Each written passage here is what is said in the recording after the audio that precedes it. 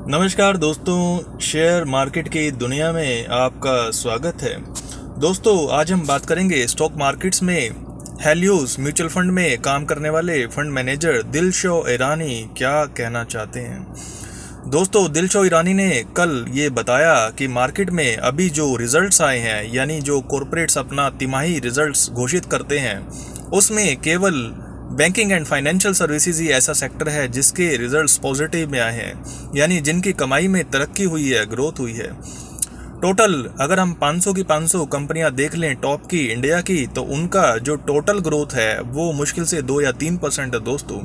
लेकिन इनमें से अगर आप बैंक्स को और फाइनेंशियल सर्विसेज वाली कंपनीज को निकाल दें, उनको निकालने के बाद जो कंपनीज बचती हैं उनका प्रॉफिट जो है वो घट गया है, यानी उनकी ग्रोथ दोस्तों नेगेटिव में है। दोस्तों, दिलशॉ ईरानी ने बताया कि उनका पोर्टफोलियो आज के टाइम पे बैंकिंग एंड फाइनेंशियल सर्विसेज को लेके काफ़ी हैवी है, यानी कि उन्होंने काफ़ी बैंक्स में और फाइनेंशियल सर्विसेज में इन्वेस्ट किया हुआ है। तो दोस्तों, इससे एक बात तो समझ में आती है कि मार्केट में जो है आपको तिमाही अर्निंग को थोड़ा थोड़ा ट्रैक जरूर करना चाहिए। दोस्तों, पिछले 3 सालों में मार्केट बहुत ज़्यादा इसलिए चला है क्योंकि कॉरपोरेट्स की अर्निंग बहुत ज़्यादा रही है, लेकिन उसकी वजह से वैल्यूएशंस बहुत ज़्यादा बढ़ गई हैं, स्टॉक्स बहुत ज़्यादा महंगे हो गए हैं।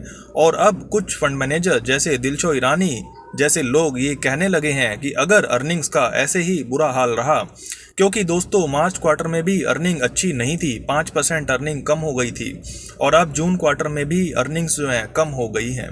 तो ऐसी स्थिति में अगर अर्निंग्स नहीं आई और स्टॉक प्राइस ऐसे ही बढ़ते रहे तो अल्टीमेटली मार्केट बबल जोन में दोस्तों चली जाती है, जिसके बाद क्रैश की, यानी कि मार्केट में अच्छे खासे करेक्शन की पॉसिबिलिटी काफ़ी ज़्यादा बढ़ जाती है दोस्तों।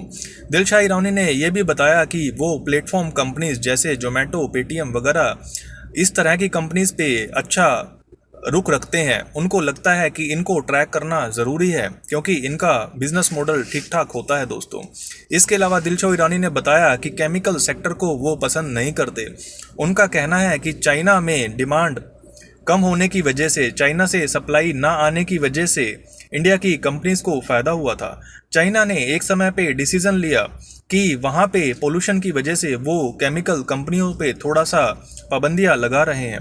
इस वजह से इंडिया की केमिकल कंपनीज को फ़ायदा हुआ था। लेकिन आज के टाइम पे दोबारा से चाइना में ग्रोथ की चिंताएं हैं और चाइना अपनी केमिकल कंपनीज को फिर से छूट दे सकता है।